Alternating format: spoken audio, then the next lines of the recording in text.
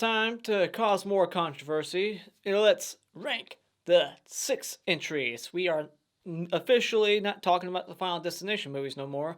There's only 5, so bye-bye to that franchise. And this will be the last ranking with the Wrong Turn movies because there's only 6 of those.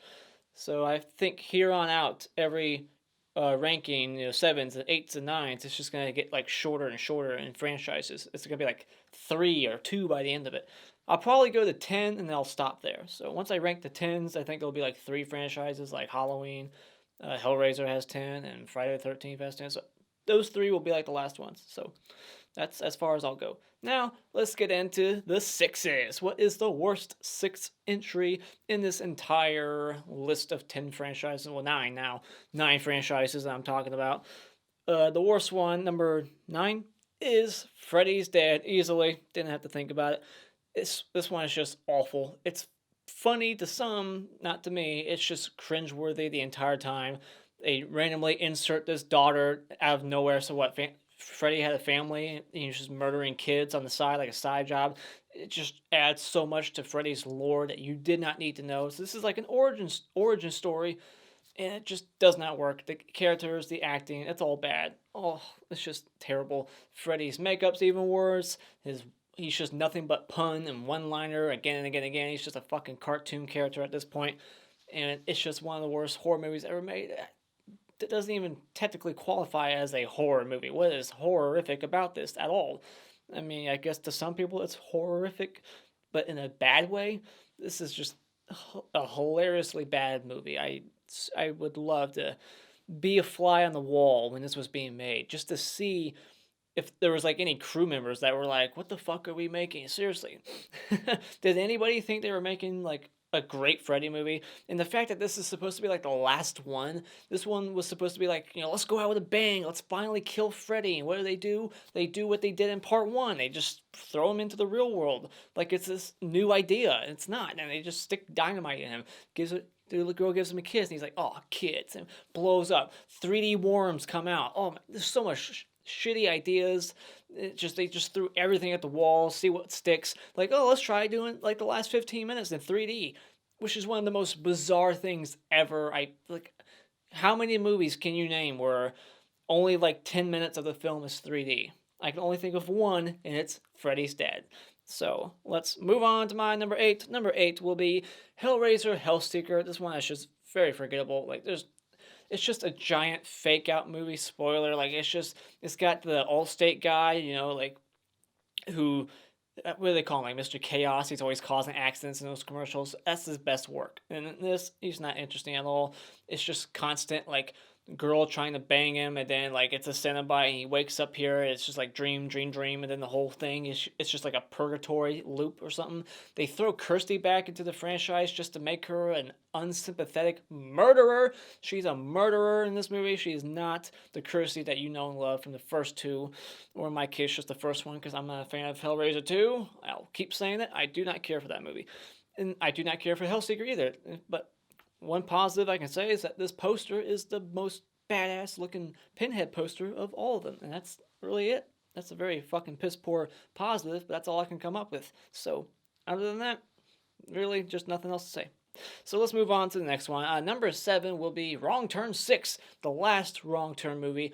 I'm not even sure, continuity-wise, where this is in the story. Is it after the first 3? Can't be, because it's the 3 hillbillies from the first one.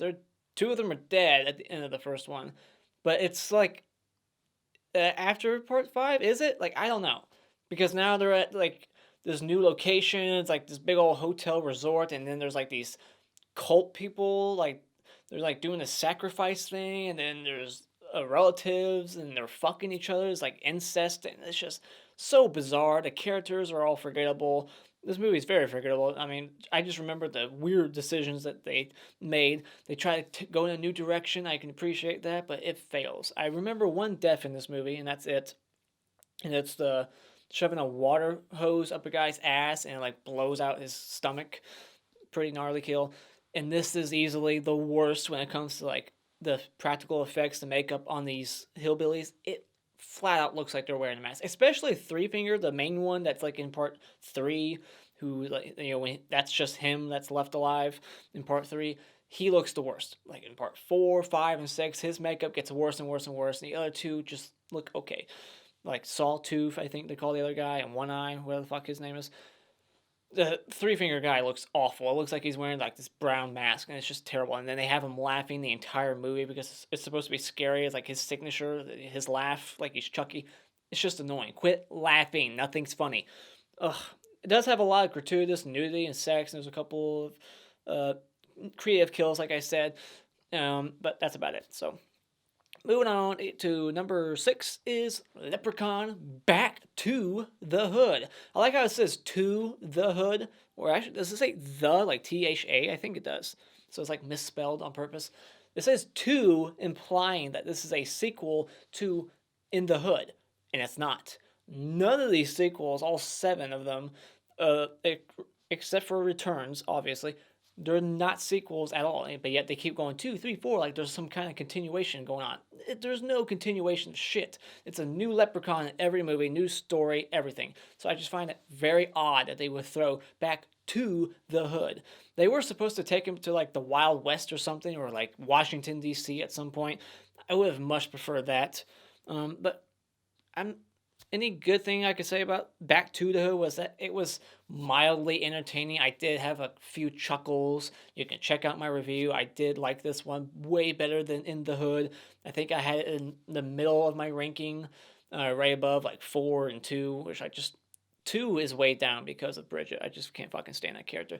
But yeah, this one's okay. It's definitely better than the other Hood movies. I would skip In the Hood and go to this one because at least there's no cringy rap songs in it that the Leprechaun sings. A couple of cool kills. You got like a whole Julius callback to like Jason Takes Manhattan kill where the Leprechaun, he has this guy wear himself out, like he's punching the Leprechaun like 40 times. He gets so exhausted, the Leprechaun punches a hole right through his chest. It's awesome. So yeah, love that. He just rips like a cop's leg off and uses that leg to drive the car. It's just funny stuff. So Leprechaun Back to the Hood is decent. If you're a fan of this franchise, I would recommend checking it out. It's not the worst, by far. Now, number 5 will be, shockingly enough, because I'm a huge Chucky fan, it's Curse of Chucky. I love a lot of stuff about this movie, but there's a few things that hold it back. One, they take way too long to reveal that Chucky's the killer. I remember when this came out, I don't remember seeing trailers. I didn't hear anything about it. It just kind of like popped on my lap, like, oh, here, another Chucky movie. So I knew nothing. So I went into it blind. I was like, is this a reboot? Is this a remake? And then you get that awesome reveal when the thing comes off that it's a sequel. But like, you already know Chucky's the killer. Why does it take like 45 minutes to get that going? Like, they try to redo the first one. They try to go back to the tone of the first one, which I appreciate. But I feel like they could have got the ball rolling and, have Chucky be more on screen doing stuff a lot quicker. Not 45 fucking minutes. Like, I think I clocked it. It was like around 45 minutes, just like the first one. And that's just a shame. And I don't like the look of Chucky when he's not stitch-faced. And even when he's stitch-faced, it's nowhere near the same look as the Bride and Seed look. It just looks cheaper. It's definitely low budget. This is straight to DVD. I like the setting, the whole the gothic mansion looking. Does it qualify as a mansion? I don't know. But it's a pretty big house. It's got like an elevator, just the gothic tone. It's dark, the atmosphere. I like that. Chucky has a couple of good one-liners in here, a couple of good kills. They try to go back and expand upon that first movie of what Charles Lee Ray was doing before he got gunned down.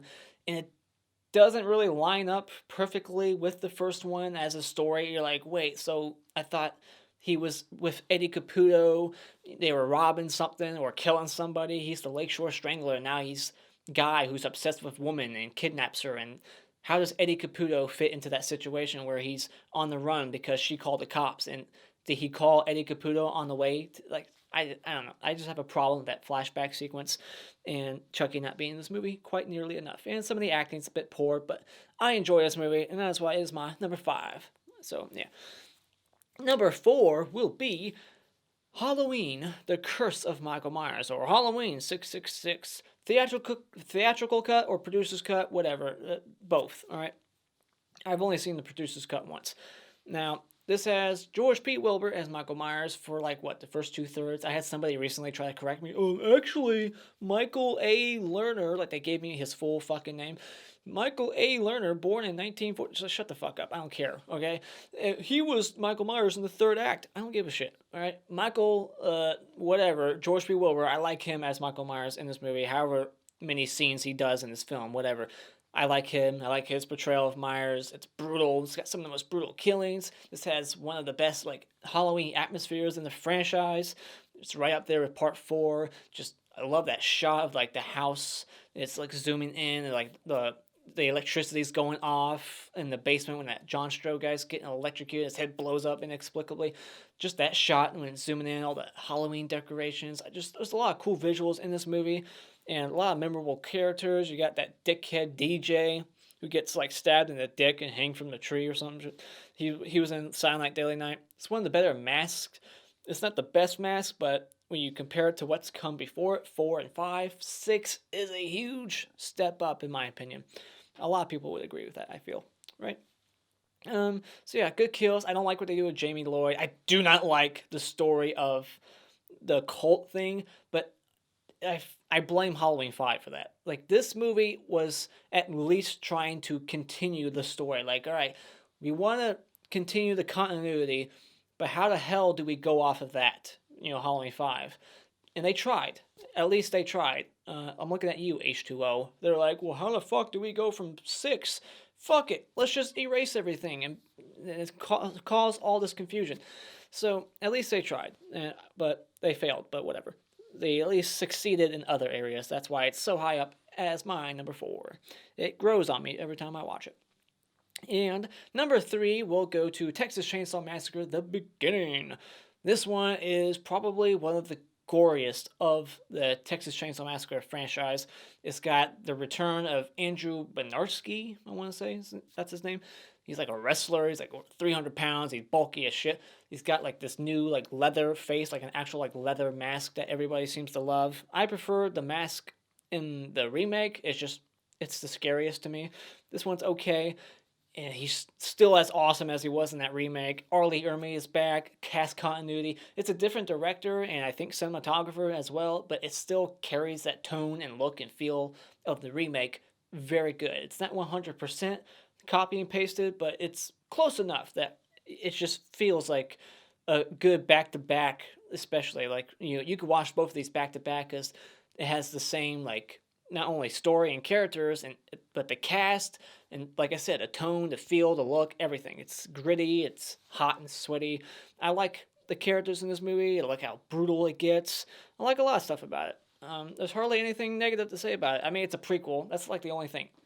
You know where this is going. You know that no one's gonna make it out of this. They're all gonna die, and Arlie Ermey's gonna live because he has to. It's a prequel. All these people are gonna make it. So, I hate that. So, other than that, very good. A bit underrated, in my opinion, because I don't see a lot of love shown to this one. People love the remake and the original, and that's about it. But this one gets a little overlooked. Now, my next up, we got Saw 6. This one, I think, has some of the best traps in it easily. Like the carousel thing, the don't breathe. It's got some of the best tension. I just love the main game in this movie. It totally makes up for the lack of a good main game in Part 5. It's like the writers were like, sorry, let's make it up in this one, and let's only focus on the main game. Let's not just have half the movie be a flashback to Hoffman meeting Jigsaw. As much as I like that, but the main game was severely lacking in Part 5. This one, it's terrific. This guy's at like an abandoned zoo. He's got like, make decisions on who lives or dies. Someone has to die in every single game, which you could argue kind of goes against the rules that, what John Kramer's all about. He's all about, like, you get to make your own decision. It's your game, and you get to fight to survive. But in this movie, all these different games, people have to die. There is no, like, them fighting for their own life. This guy has to make the decision for them. He has to hurt himself and put himself in harm's way to save these people. Like the don't breathe trap, that guy, one of them, has to die. And I love that trap. I love that guy actually pisses himself. You don't see that enough in horror movies. You would piss yourself too. And then you got the old person and the young person. Which one deserves to live more? And just the way they tie in, like, his job and how he's like a health, like the irony of it. I just love how they tie all that into the game. It's very poetic. It's like, uh, you deny 2/3 of your customers or potential customers coverage. You say, nope, deny, deny, deny, because you're all about making money. And now you have to decide which 2/3 of your employees are going to die. So I just love that. The carousel thing, he has to like shoot 2 or 3 of them. Awesome. Just love that scene. Has a great twist ending, of course. A lot of these have great twist endings, except for part 5. I'll just keep bringing that up. And then, yeah, I love a lot about it. So let's move on. I don't want to talk too much about it. And number 1, the best one, process of elimination, is Friday the 13th, part 6, Jason Lives. This one is just a blast. It's very quick, lots of kills, like over 16 kills, and you got one of the better Jasons. Not my favorite, but I love him. The CJ Graham, is that right? Why does that sound wrong? I think that's right. It sounded wrong for a second there. CJ Graham, yeah, he was like a Marine. Just the bulkiness of him, his quick like pace. He's not running, which some people would hate if he ran. I don't care if Jason runs or walks. It's fine by me, but I just love the way he walks and just takes people out. The triple decapitation. Technically a different guy in that scene. Whatever. It's just, I love Jason in this movie. I love the kills. I love Megan and Tommy. The opening, the whole fucking like James Bond thing. It's ridiculous, but I love it. You got Tony Goldwyn, like one of his first movies ever. That guy hardly ages. He looks the same today. And just, yeah, I love it.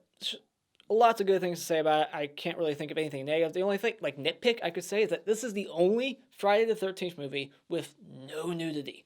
That is very odd. Every single one has nudity except for this one. It happens to be one of the best. Odd. And it has children. Finally, they corrected that wrong, and they threw kids in the camp. About time. So yeah, I don't want to go on too much because I will be reviewing these movies at some point, and I'll save all my thoughts for that one, for that review. So that's my ranking of the 6 entries. What is your ranking? I was shocked at how many people put Leprechaun in the Hood in their top 3. I had like 5 comments where people were like, Leprechaun in the Hood's actually pretty good. Fuck. I mean, you almost make me want to go back and rewatch it in case I was wrong, but no. I'm never going to watch that again. It's just bad, in my opinion. But yeah, let me know what you guys like. Put it in the comments below. And surprise me. Put Freddys Dead in your top 3 this time. That will be the shock this time. Everybody's going to be putting Freddys Dead in their top 3. It'll be the new Leprechaun in the Hood. But whatever. Thank you so much for joining me tonight. If you like what you've seen, you can hit this like button. Share it with all your friends. Become a Patreon for as little as $1 a month. To request movie reviews, to participate in polls, yada yada yada. And you can become a subscriber today if you haven't done so already just by clicking on my cartoon face in about 5 seconds. And until next time, auf Wiedersehen.